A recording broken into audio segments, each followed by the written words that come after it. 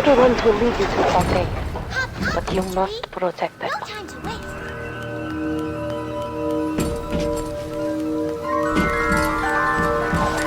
That's it, kid. It's been a long road. You don't even remember most of it. Put you on a sub when you were just a sprout. Don't be a slowpoke, Mr. B. Angels don't wait for slowpokes.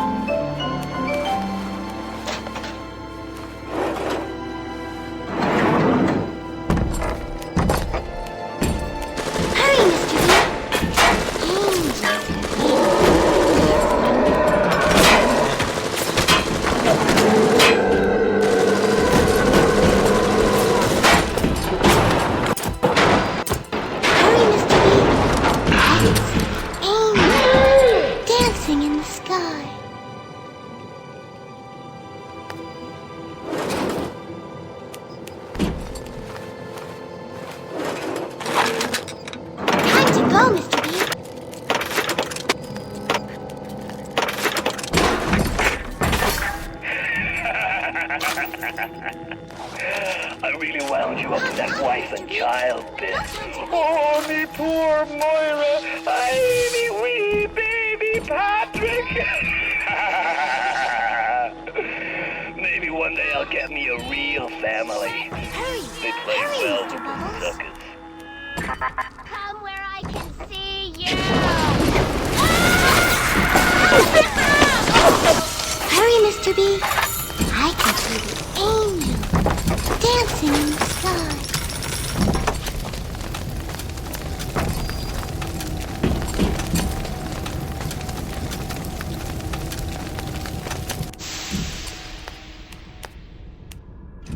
Don't be a slowpoke, Mr. B. Angels don't wait for slowpokes.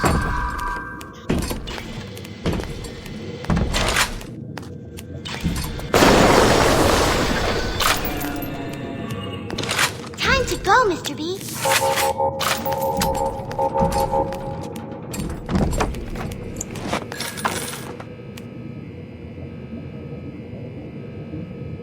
This one's ready to burst, Mr. B. Even though they are physically freer than since began, Suchung's mental conditioning still holds them to their terrible past. For sins such as this, I can never atone. Time to go, Mr. B. I'm a good girl, Mr. B.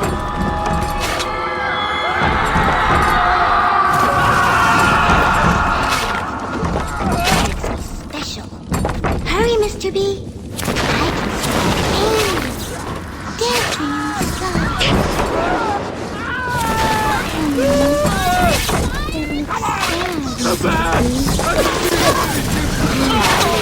Angel looks like dancing. Hurry, Mr. B.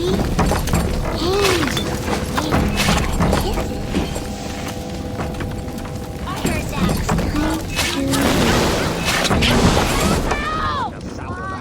hop, hop, Mr. B.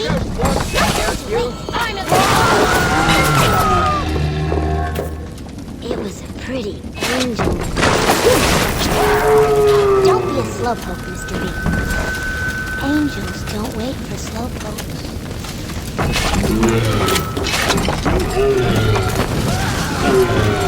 Adam, Mr. B. Hurry, hurry, Mr. Bubbles. You only make it.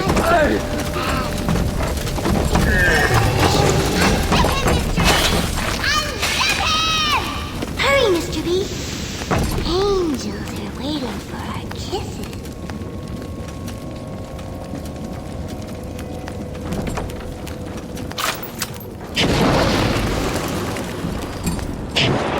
Hurry, Mr. B.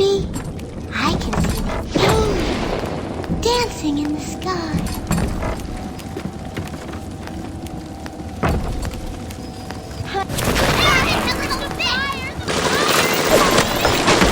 Time to go, Mr. B.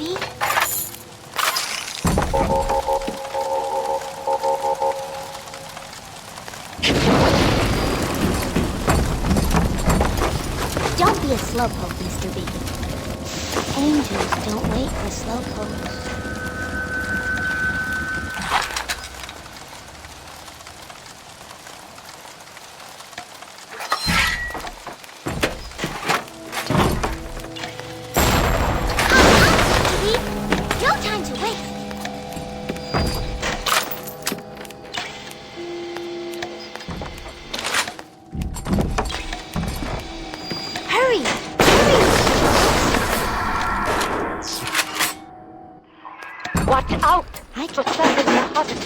draw the attention of this flight, but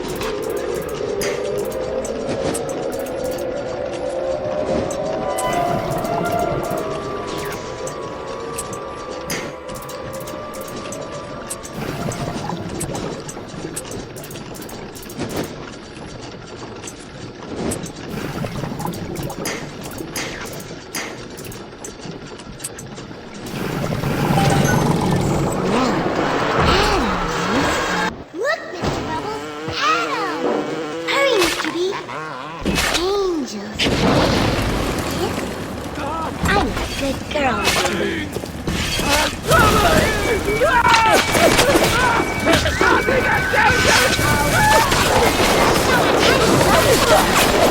Quiet!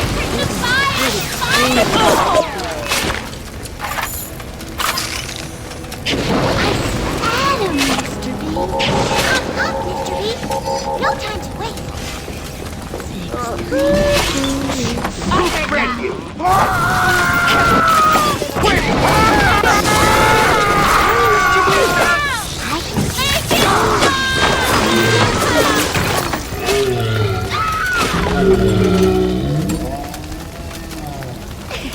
This angel dancing.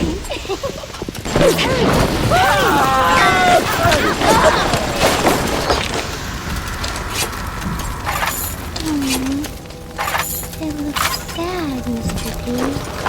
Don't be a slowpoke, Mr. B. Angels don't wait for slowpokes.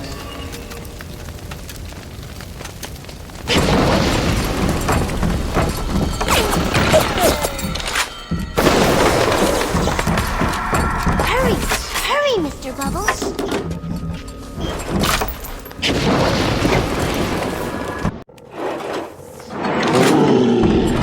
Time to go, Mr. B! Hurry! Hurry, Mr. Bubbles! We all have bills to pay, and the temptation to break curfew to make a little extra out of it can be like breaking out.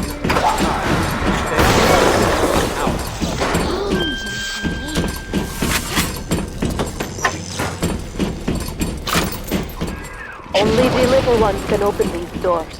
You must protect them. I'm ready for dream time, Mr. B. Don't be a slowpoke. Angels don't wait for slowpokes.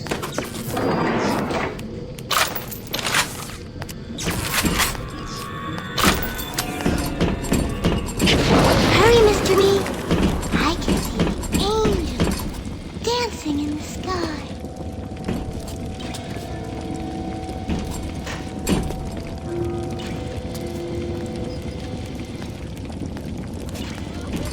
Hop, hop, Mr. B.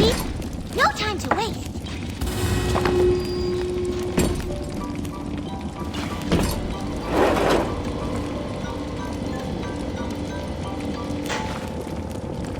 Time to go, Mr. B.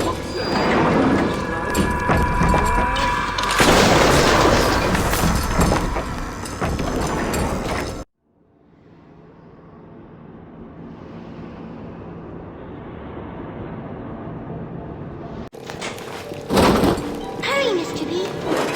Angels are waiting for you.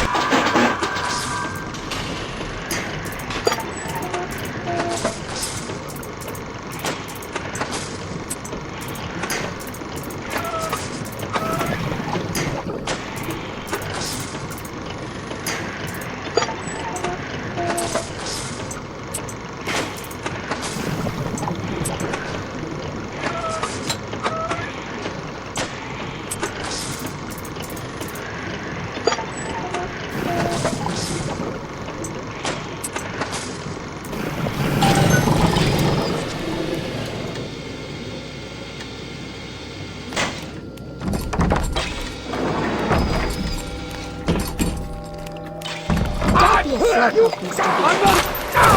Angels.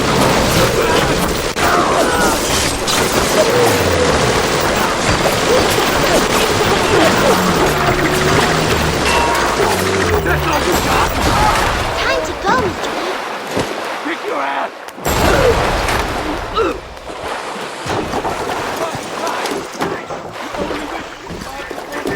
Oh, what I was thinking. Never spliced up once the whole time. business with pleasure. Forget all the nose candy and floor polish I've been wasting time with. This stuff is the mother's milk. Hurry, Mr. B. I can see the angel dancing in the sky.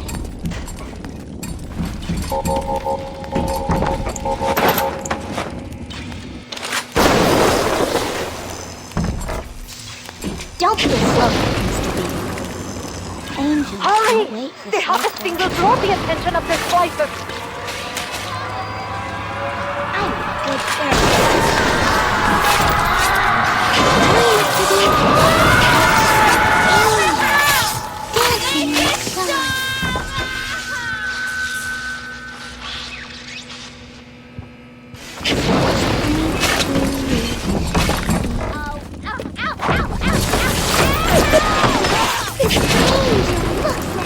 Dancing! Hurry, Mr. B! Angels waiting for kisses. It looks sad, Mr. B. Hurry! Hurry, Mr. Bubbles! It was a pretty angel. You're crawling! Is that someone else?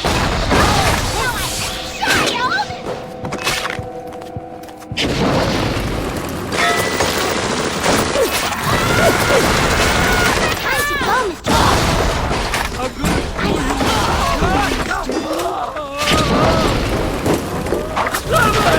Hurry! Hurry, Mr. Bubbles!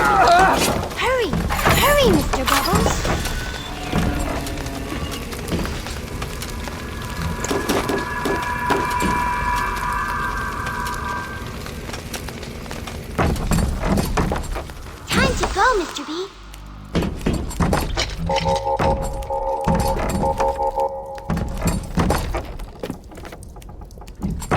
Don't be a slowpoke, Mr. B.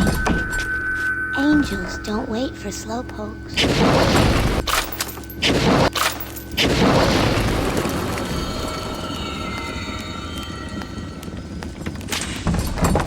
Hurry, Mr. B.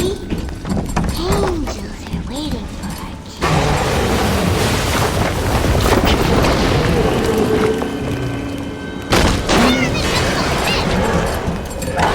Hurry, Mr. B. Dancing in the sky.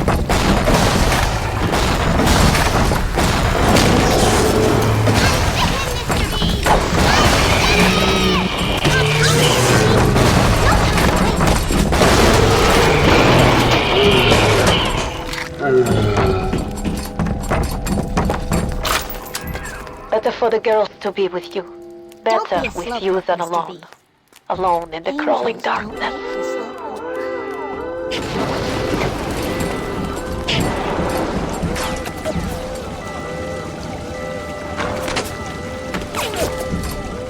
Hurry!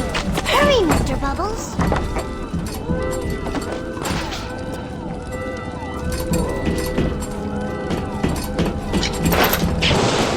Hop, hop, Mr. B! No time to wait!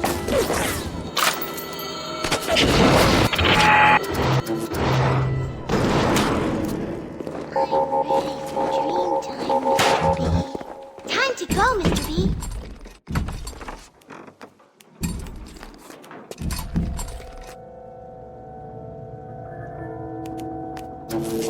Hurry, Mr. B! Angels are waiting for our kisses.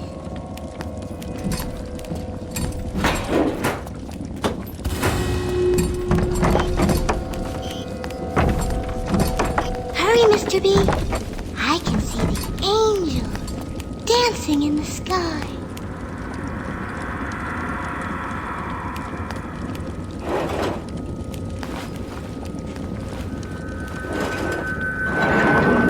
Time to go, Mr. B! That might be plenty for the working scrubs and the pencil pushers, but I need more. More! I want to slice till there's nothing left to slice with!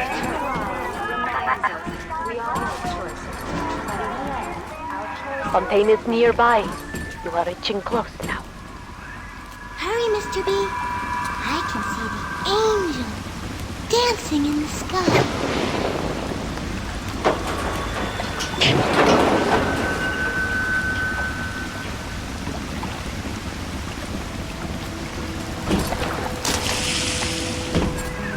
There! You must use the needle of the little sister to drain Fontaine of his Adam. It is the only way to defeat him. Here, take this. Stick it in the bad man. Fontaine waits above. There will be no going back from here. Make sure you are ready to face him before moving on.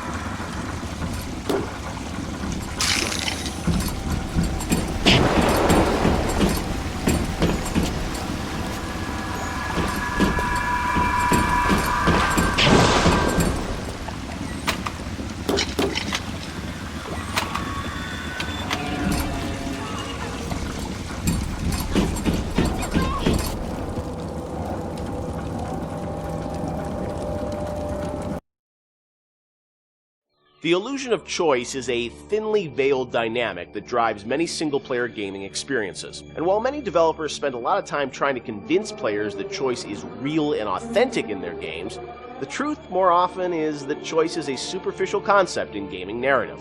BioShock confronted this idea head-on, searing into our minds a innocuous three-word phrase with an unforgettable new meaning. Would you kindly?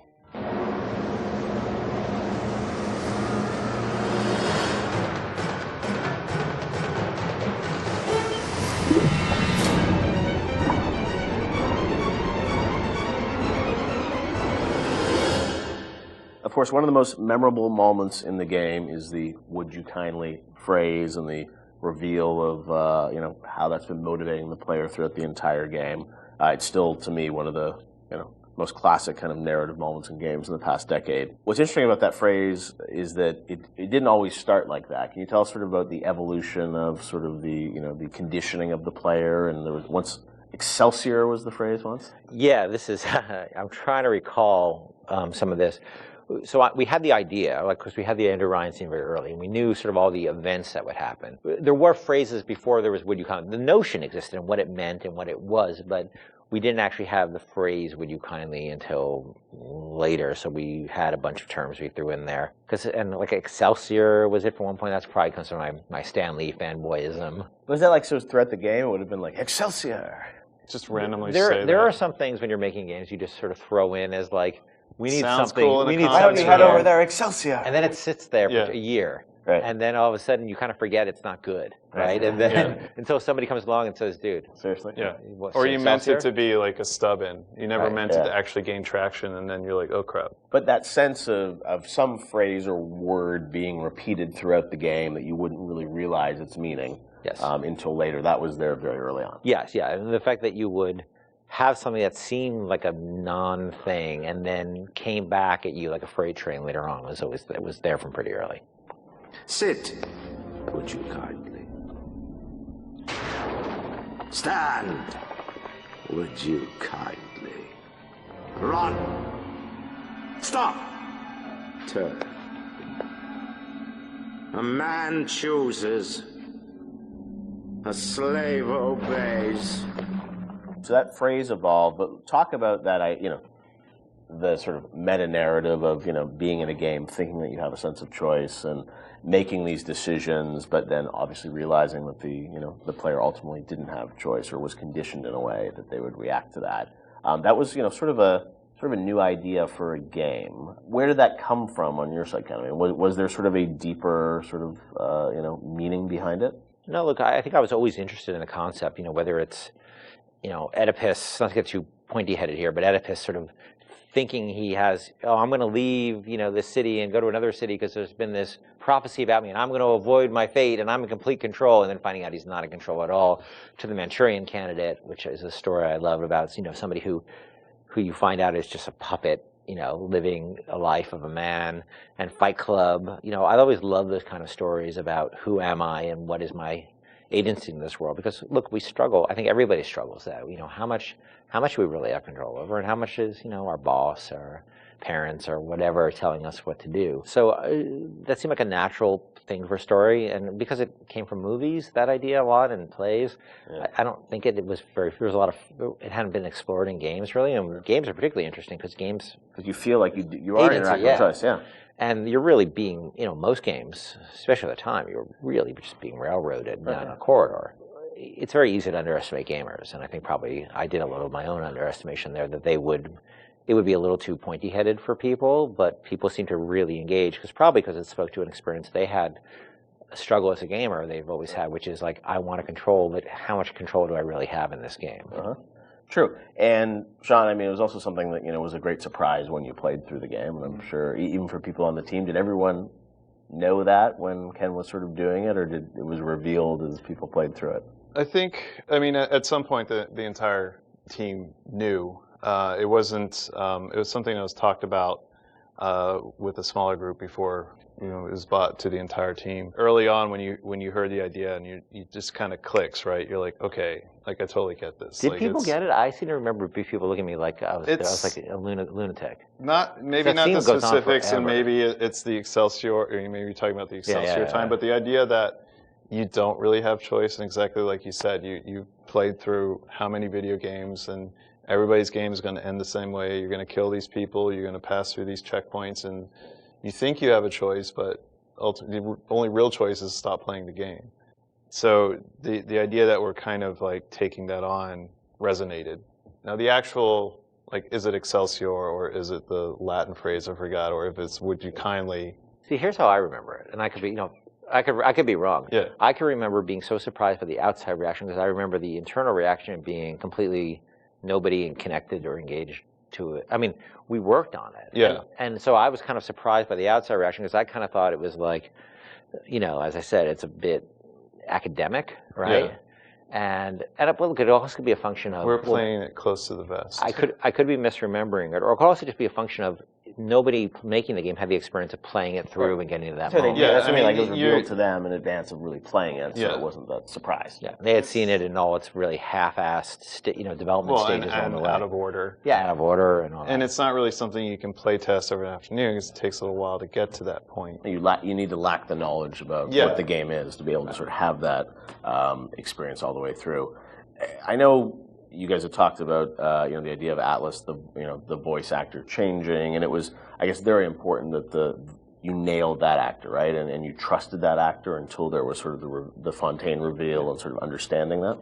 Yes, trust was everything there, right? And so there was something about either the actor or the writing or the accent that just people immediately said, this guy's no good. Right. When the first Atlas we had, because you have to trust this guy, and if you don't, there's no trust. There's no punch in the gut. I think we've really focused on making him have personal stakes in the story as well. That he had his family trapped. Even, of course, it was all fiction, right? But he had skin in the game. He sort of spoke to you as a friend, and especially because the whole world was so hostile to you. I think it took a while to get that exactly right.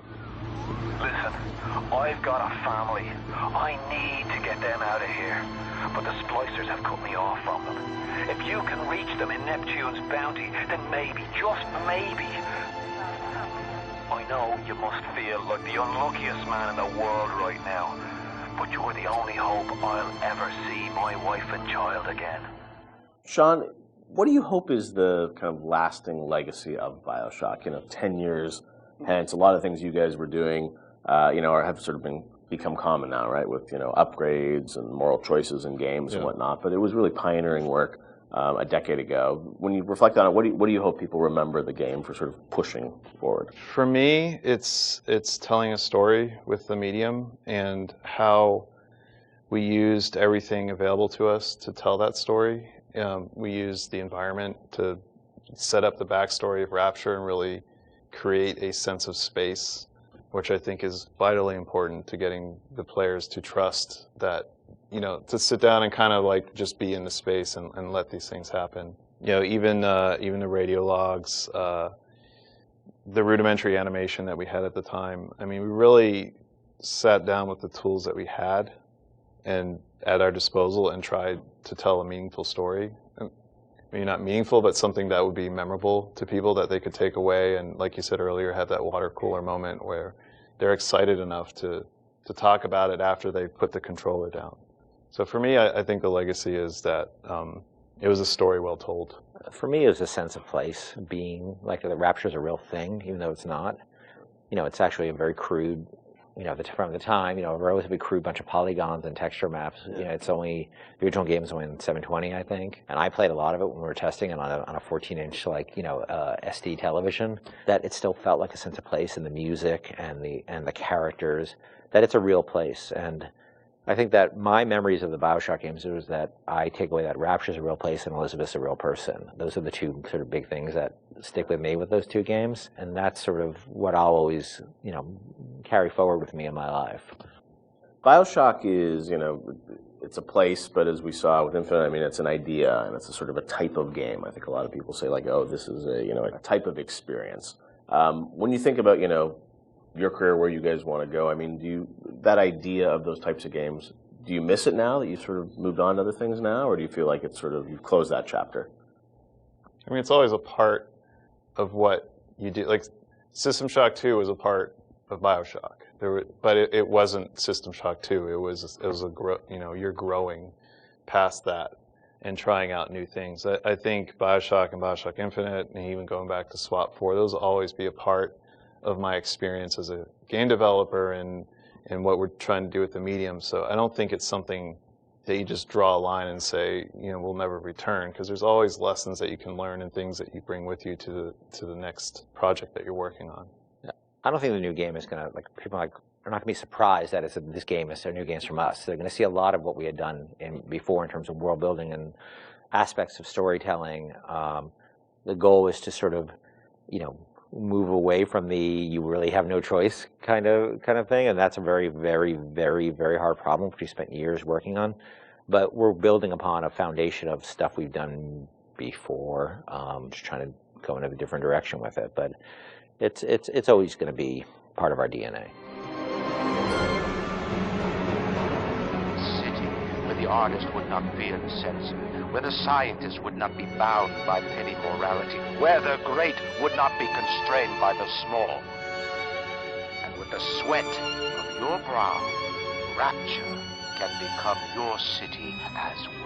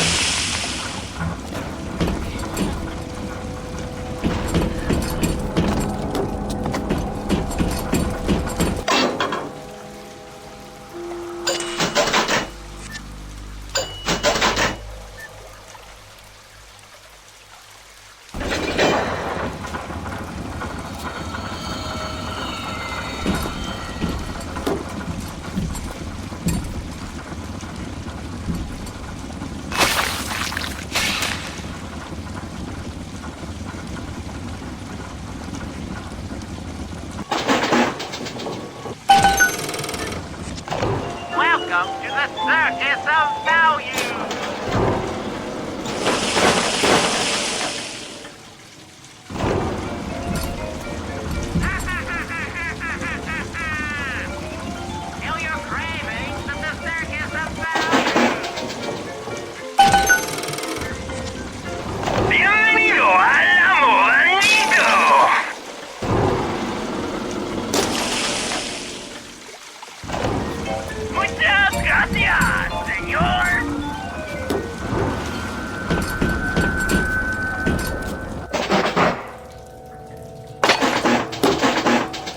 Bye.